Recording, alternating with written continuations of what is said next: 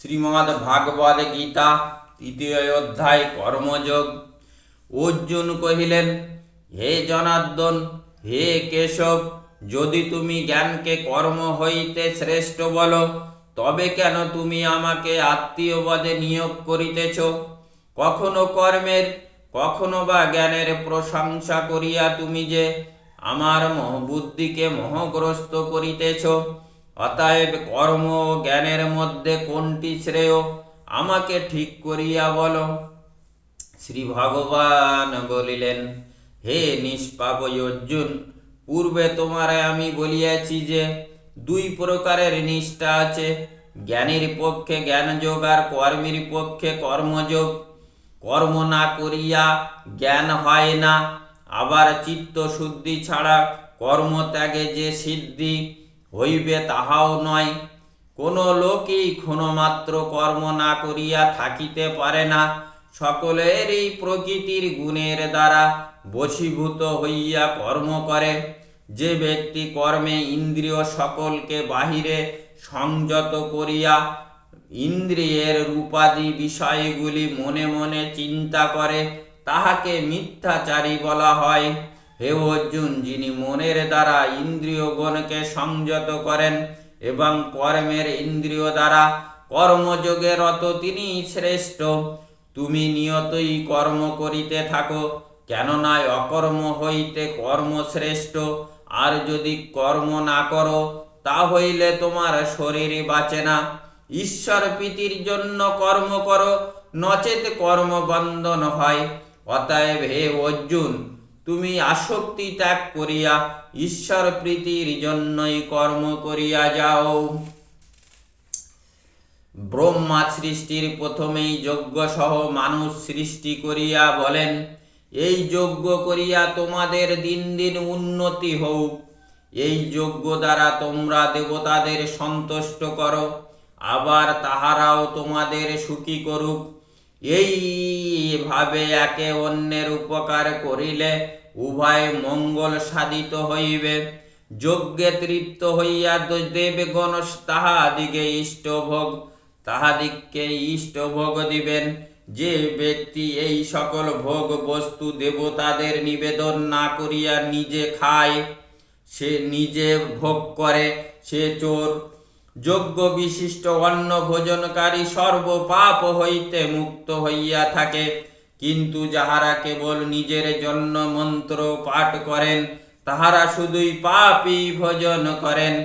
অন্ন হইতে জীব জন্মায়, বৃষ্টি হইতে নর জন্মায়, বৃক্ষ হইতে মেঘ জন্মায়, কর্ম হইতে যজ্ঞ জন্মায়।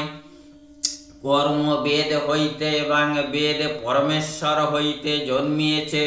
অতএব সর্বব্যাপী পরমেশ্বর সর্বদাই যজ্ঞে প্রতিষ্ঠিত আছে। হে পার্থ, যে লোকে এইভাবে প্রবৃত্তিত কর্মচক্রের অনুসারে না চলে, সে ইন্দ্রিয় বিলাসী হইয়া বৃথাই জীবন ধারণ করে। এ জগতে তাহার আর কোনো কর্মের প্রয়োজন নাই।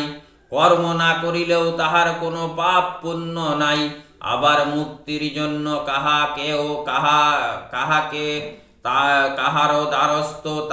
কাহারও দ্বারস্থ হইতে হইবে না।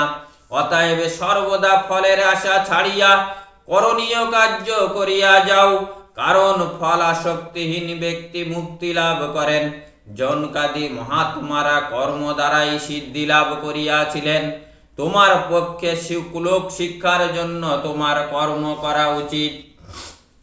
শ্রেষ্ঠ জন যাহা যাহা করেন, সাধারণ লোকে সেই কর্ম করিয়া থাকেন। শ্রেষ্ঠ জন যাহা বলিয়া স্থির করেন, সাধারণ জন তাই মানিয়া চলেন।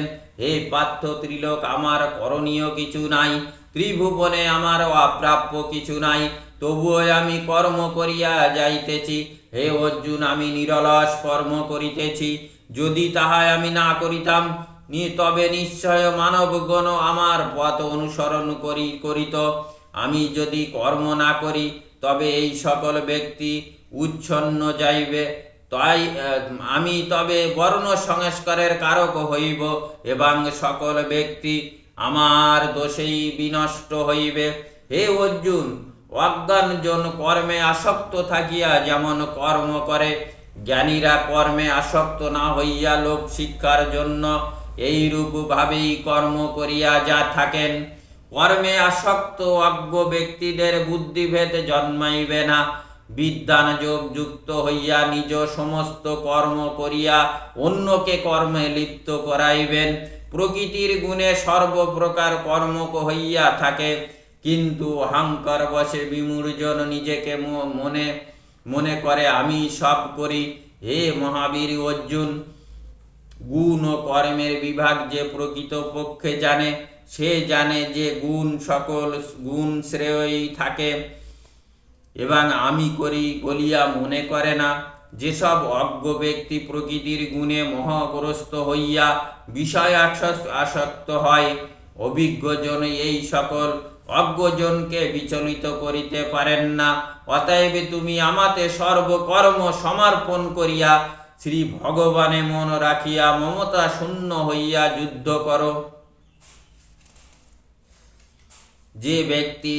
যেসব ব্যক্তি শ্রদ্ধাবান হইয়া আমার কথার দোষ ধরেন না, সর্বদাই আমার মত অনুযায়ী চলেন, তাহারা কর্ম করিয়াও কর্মে হইতে মুক্ত হইয়া পড়েন। আর যে সকল ব্যক্তি আমার মতের দোষ ধরেন এবং আমার মত অনুসারে কাজ না করেন, সে সকল ব্যক্তি মূঢ় জ্ঞানভ্রষ্ট বলিয়া জানিবে। জ্ঞানবান ব্যক্তিও নিজের স্বভাব অনুযায়ী কার্য করেন। সকল জীবেই নিজ নিজ স্বভাব অনুযায়ী চলেন।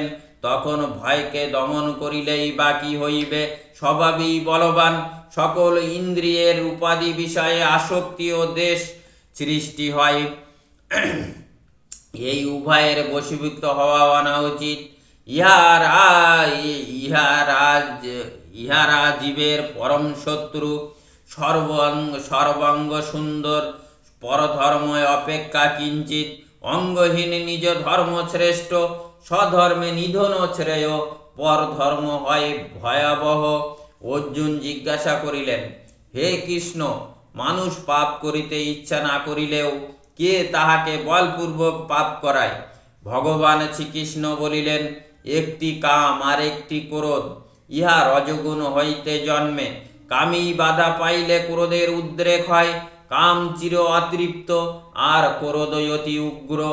যেমন ধূপ অগ্নিকে, ময়লা দর্পণকে, চর্ম গর্ভের শিশুকে ঢাকা দিয়ে থাকে, তেমনি কামও এই জ্ঞানকে ঢাকিয়া রাখে। হে অর্জুন, এই কাম মানবের শত্রু, ইহাকে সন্তুষ্ট করা যায় না।